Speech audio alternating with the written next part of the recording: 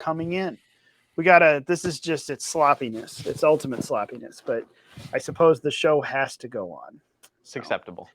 It's acceptable. It's not acceptable, Andrew. There must be banter. But so the show goes on. Yes, and here it goes on with you all now, live, watching us banterless. But we're glad that you're here with us. So welcome to another Unauthorized Caucus. It's Thursday. It's noon. It's caucus time. And today it's a little bit unauthorized, a little bit authorized. I don't know. We got a weird mix of things going on. As I've got all kinds of notifications blowing up in my ear. Thank you, everyone, for choosing this moment to contact me or put me into group messaging. So let's dive in. Andrew, welcome. Thank you for being here with us today. We've got some interesting stuff to talk about. If y'all are on the email list, which hopefully you are, if you're not, go to phyllisschlafly.com, sign up for our emails. You won't miss them. You won't miss this show. You won't miss any of the other publications we do. You would have seen yesterday, quite possibly, we started talking about a couple of the major things. Of course, today, June 1st, signifies this now very controversial month to be proud of the LGBT movement. So every corporate American entity thinks, at least here in America, not in the Middle East, you won't find any Pride Month events or changing over of the logos or anywhere else there they have to pander to. But here we do. And there's been a lot of stuff swirling around about that, so we want to talk about it. We're going to keep it a little short today, but I think that there's a few things that we need to cover, and Andrew and I wanted to be prepared to go back and forth about those. So let me just let's dive right into it. Don't forget, wherever you are, hit the like and share button. Leave us a comment. Throw something in the chat down here below. That's actually what boosts the algorithm most, and it boosts the conversation. So sound off as we move along here, and we'll be down in the chat. We'll be replying to you. We'll be letting more thoughts kind of keep rolling down there. But here we go. Andrew, it has been a wild and woolly week in the world of wokeism. There's your alliteration for you. Major League Baseball, Chick-fil-A, everyone's getting thrown under the bus.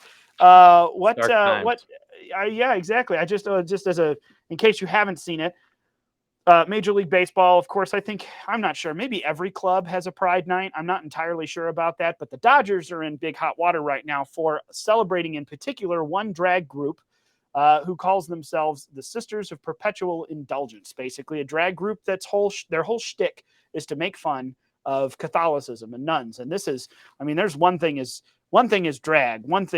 Another thing entirely is mocking openly religion that, as we pointed out in our statement yesterday, encompasses over an eighth of the world's 8 billion people.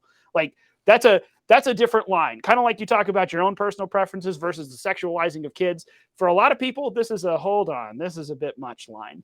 But this is who the Dodgers are choosing to celebrate. So it's brought out a lot of interesting comments. In fact, some major league players have even trotted out their own sentiments against it. And some of them are backing down. But also Chick-fil-A. Chick-fil-A has announced a new vice president of diversity, equity, and inclusion. And even though it's Chick-fil-A, and we would assume that this might not be all bad, they're adopting this language from the left. I don't know. Andrew, is anything safe anymore? Are we just, is every institution going to bend the knee to, at a bare minimum, the political correctness of DEI language? What do you think? What's your overall take on some of these things from this week? Overall take is, Ryan, that nobody is safe. It seems there's these companies you think that, oh yeah, they're conservative, like Chick-fil-A, for example, and they're not going to do anything. Dan Cath, gay marriage was a good thing. And then the revolt against Chick-fil-A for that very purpose. And then just kind of this Christian conservative support of Chick-fil-A that we've known over the years. Is that something that's going to have to be called into question? June 1st brings about Pride Month, as you said, Ryan, and everybody's coming out, everybody and their dog, whether that be North Face, whether that be Chick-fil-A, Chick-fil-A hasn't done Pride Month, but they did DEI. But all these companies come up and they throw out the rainbow display at the front of the store, Walmart, Sam's Club, all these different groups, right? And it leaves you wondering, what is the consumer to do? What is the Christian conservative patriotic person to do? Well, my personal rubric is I really do believe in the boycott. I believe that you vote with your money, you vote with your dollars. And if a company is preaching and showing and displaying homosexuality and LGBTQIA plus materials, particularly during Pride Month, I don't shop there. At the very least, don't shop there during June to send a message. These companies actually do pay attention to their quarterly reports. They do pay attention to their monthly reports. And the lack of revenue speaks. It's just that simple. So if everyone would say, you know what, Target, we're done with you, or at least for the very least for the month of June, we're done with you. Okay, that sends a message.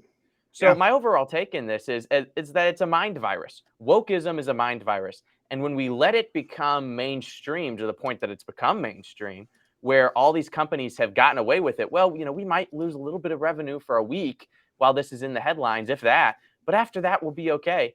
They know they can come out and make the stand, join the rest of the group. Their investors, their liberal investors, whether that be BlackRock or whoever it may be, will be satisfied because they checked the LGBTQIA or DEI box. Well, we'll be all right. And then they move on and it's business as usual.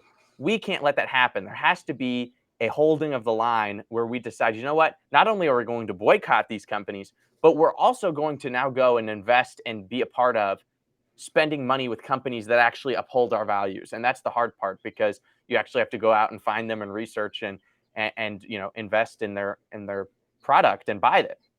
So there's really a boycott element of this and an action item of this. And I'd encourage everybody to find alternatives to these companies. And there's tons of alternatives to these companies, and it's worth it in the long run. Yeah, you're absolutely right. And I mean, we were just talking about this yesterday and earlier this week. This kind of dovetails into the conversation we had a few weeks ago about media. What do we actually do? Are there alternative sources? Is that reasonable to go and try to set up our own social media, our own news channels?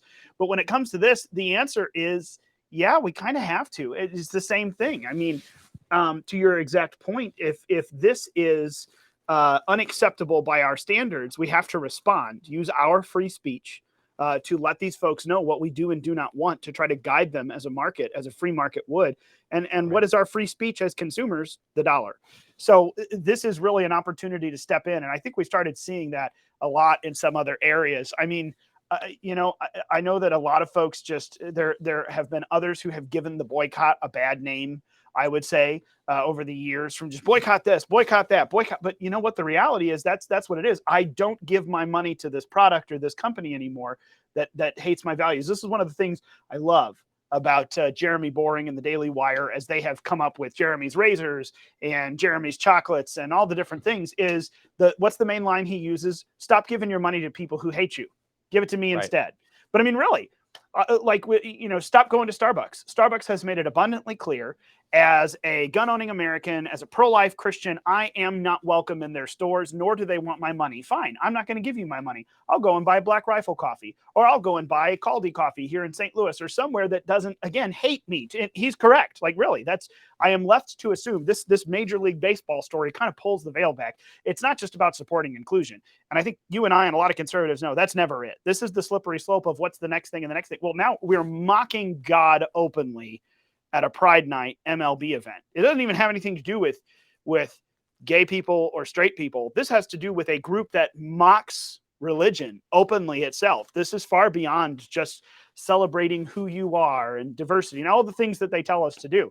We're past the PC language now. So what are we going to do? Well, I'm not going to go to Dodgers games anymore. That should be an appropriate response. I want the Dodgers to know. I'm not going to shop at Target anymore. I'm not going to shop at not Target, Starbucks anymore. I was trying to think of the coffee name that I just mentioned. Yeah. But I think that same thing. Hey, what are we going to have to do to let Chick-fil-A know? No, I think this is a bad idea. Even if your ideas about equal opportunity employment are okay, you're adopting language from the left. This DEI, diversity, equity, inclusion. This is a thing. This isn't just 3 words that have dictionary meanings. That phrase has a meaning now. And if you are adopting and being, brought into that world, what's the next thing and the next thing and the next thing? If there's a company I care about, I want to know, stop here. You need to turn around here and come back this direction, because your next step is likely going to send me over the edge, just like these others did. So I think that really is an opportunity for us to move forward and say, what are my alternatives? What's this parallel economy idea? Who can I go to that supports? I hear Jack Posobiec talk about this all the time, setting up the parallel economy. So we're not just reliant upon these folks, because it's one thing if it's your entertainment, if it's the Dodgers game, if it's your buy a different car, go shop for clothes and groceries at different places. But what happens when it's your electric company, your phone company, when it's utilities, when it's, this is really the slope that we're going down towards. So speaking now with our dollars is an incredibly important marketplace stronghold that has to be kept. Mm-hmm. And it's, I don't know. I mean, this is a lot. This is a big ship to turn. To try to move in a different direction, because we've just been conditioned so long to sail down this direction, and it's not politically correct anymore. It's just full on, well, you have to get over it and adopt the God-hating drag nuns.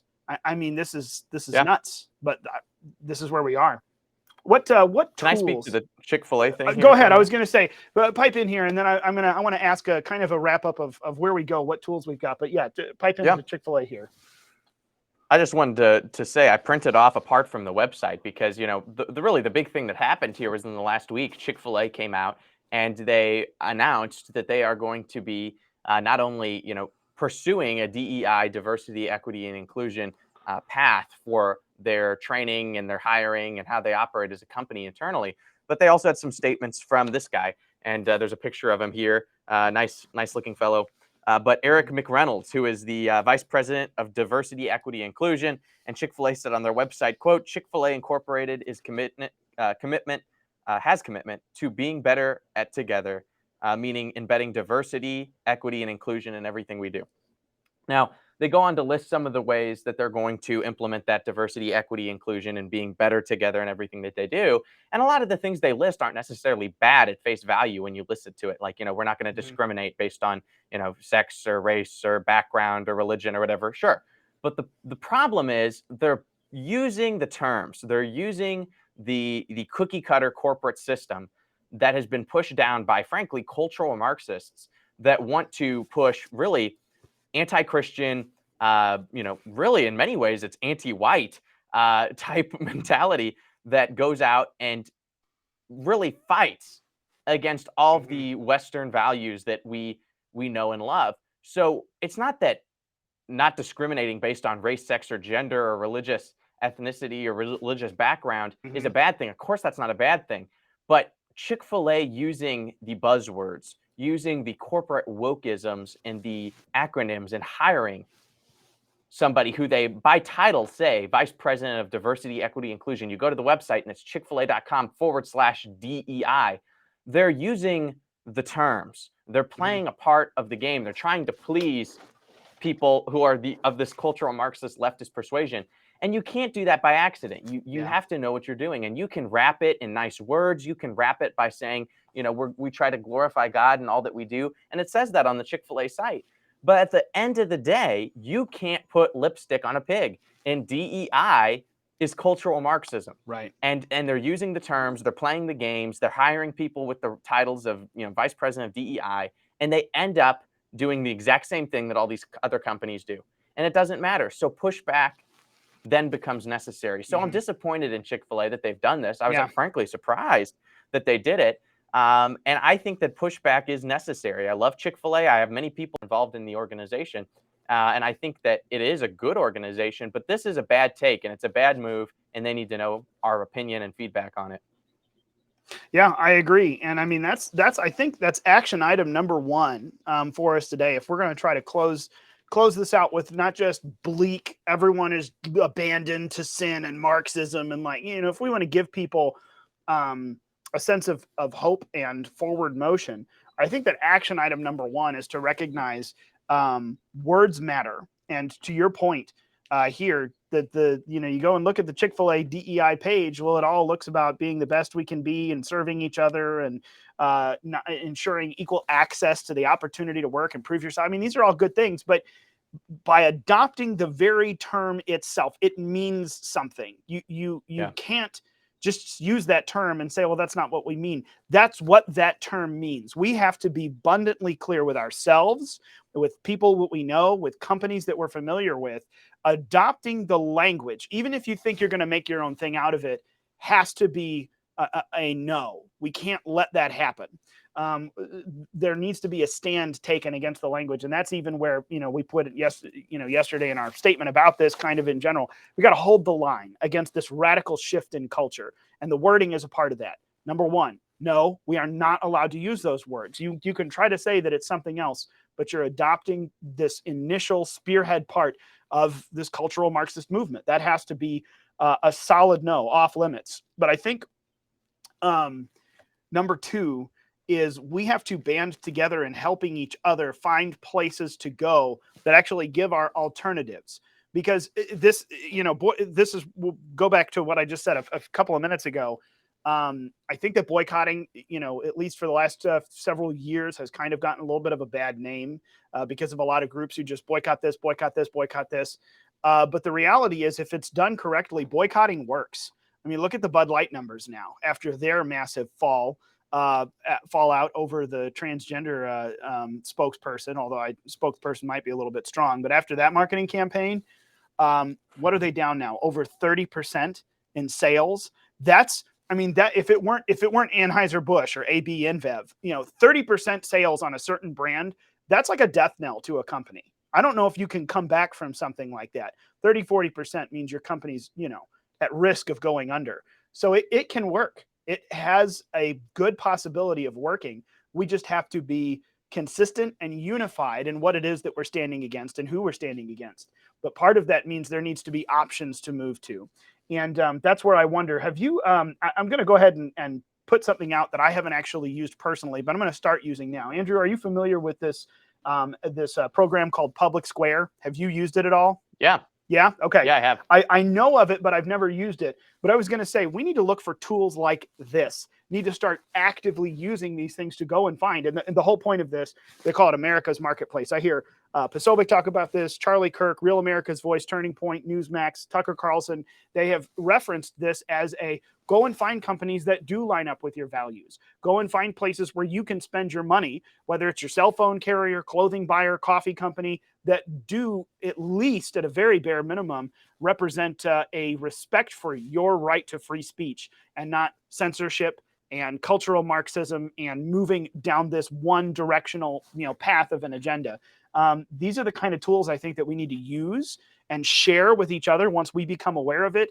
There's mine. If you've used Public Square, I'm gonna download it. I'm gonna start to use it, see what it's about, and I'm gonna commit to sharing it with 5 people that I know are kind of worried about all this stuff, and say, hey, here's a place where we can go and actually check. There's some options. If we're gonna actually do something about this, we need to not only be able to know where we don't want to spend our money, we need to be able to have the tools and the network to share with other people to tell them where you should go, the alternatives in society. Because let's face it, people don't boycott if there aren't alternatives. Because, well, what else am I going to do? I'm going to shop here anyway because I like shopping here.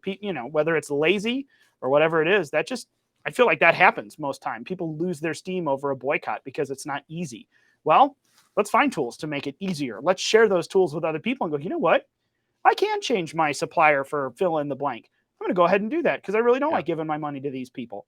I think that being aware very specifically of the wording and making sure to condemn that fast and quick with companies that ought to know better, and then being able to hand out a tool and understand and the knowledge yourself of what the alternatives are to be able to make a statement quick and strong and fast, like has happened to the Bud Light brand. That has been quick and strong and fast and has tumbled their numbers. I think those are 2 incredibly important things. And those are 2 things that we can do.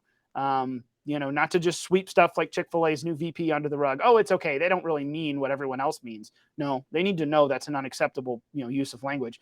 And then likewise hey, here's an option. Here's a tool. Let me give it to you. Use my code.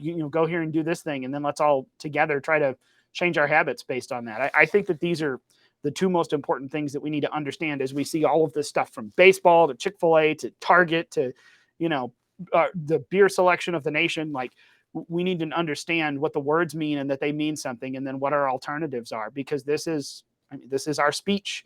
This is the way that we move the market, is through our use of dollars. So I think that we need to draw all of these dots together and understand the one place that they're going, and how we can have early responses to these kinds of things. Otherwise, we get down the path and you're stuck. It's everyone, and you're out there alone, and all of the banks and all of the money and all of the everything have moved on past you, and there's just no room into the market at this point because the wokesters have a monopoly. Even if it's 7 different organizations, they still have the monopoly because they've gotten all 7. Yeah, absolutely. So I definitely think there comes a time. where conservatives are going to have to not only whether that comes to, you know, certain governmental agencies or big corporations or banks or whatever it may be. You know, there's no going in there and changing it. It's rebuilding our own, you know, and starting it from the ground up. Like, you know, the FBI, you know, you want to fix the FBI and the CIA, well, you might Right. have to tear it down and build something new. You know, you want to have a Right. banking system that works well for you, well, you might have to go and, you know, support some people that are starting a bank that, you know, holds up your values. Same with coffee, same with whatever it may be. So I think conservatives, a part of winning the culture war is creating our own culture. And that's not, you know, creating an echo chamber, but it's creating successful alternatives that support Right. people and employ people that have the same values as we do. Right. Absolutely. I think that's it. We're hitting per normal. We're hitting a lot of different topics here and trying to pull them together to make that understanding happen. But this is a big one. This is one that I feel like a lot of conservatives feel helpless on, but there is a path forward. So, well, let's leave it there. I know that we've got things to move on to here with our day, with your day. This is a big topic, but let me say, I'm gonna wrap it up here. Let me say this. I think the number one thing that we as conservatives need to understand when it comes to this issue, we need to be okay with being uncomfortable, because that's what it's going to take. We're going to have to make some personal choices, whether it's speaking out and it's uncomfortable to go to, Chick-fil-A, one of your favorite companies, and start firing off emails, start talking to people who are there, whatever it is. We're going to have to make choices about not going and shopping certain places anymore, about not going and having certain entertainment on the market anymore. I think that as conservatives, we need to start making a choice to be okay with being uncomfortable if we ever have any kind of hope about turning this around. So whether it's your own personal habits of communication or shopping and the market that you participate in, where you bank, what the convenience is, you know what? We need to be okay with being uncomfortable. And I think that that is something that's very difficult as Americans. And it can start with us, because uncomfortable, hard things are usually where the character building happens. So I think that's what we need to do. That's what we need to prepare ourselves for. And I'd like to put out that clarion call, not only to you and me, but to everyone listening.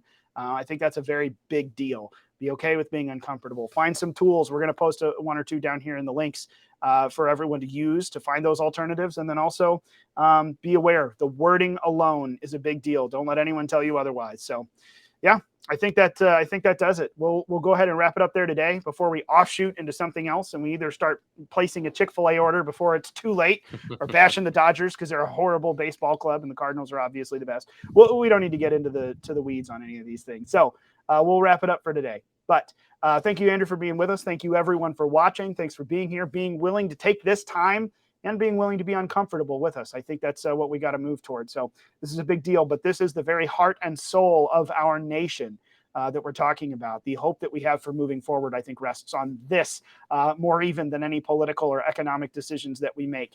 This cultural decision, who we are, the values that we have, and the morality that we follow. And we're going to get into that here as we lead up to the Independence Day holiday coming forward. I think we're going to start talking a little bit more about that. The power of patriotism. There's a little hint for our collegians program that you can watch. Get on the email list, phyllisschlafly.com. You'll hear about that, everything else. Follow us across all the socials. Like and share this video with your friends. Tell them to come and have this conversation with you after they've watched. And we will look forward to seeing you all next week, next Thursday, for another very unauthorized caucus at the very authorized time of noon on Thursday. We'll see you all then. Thank you, everybody.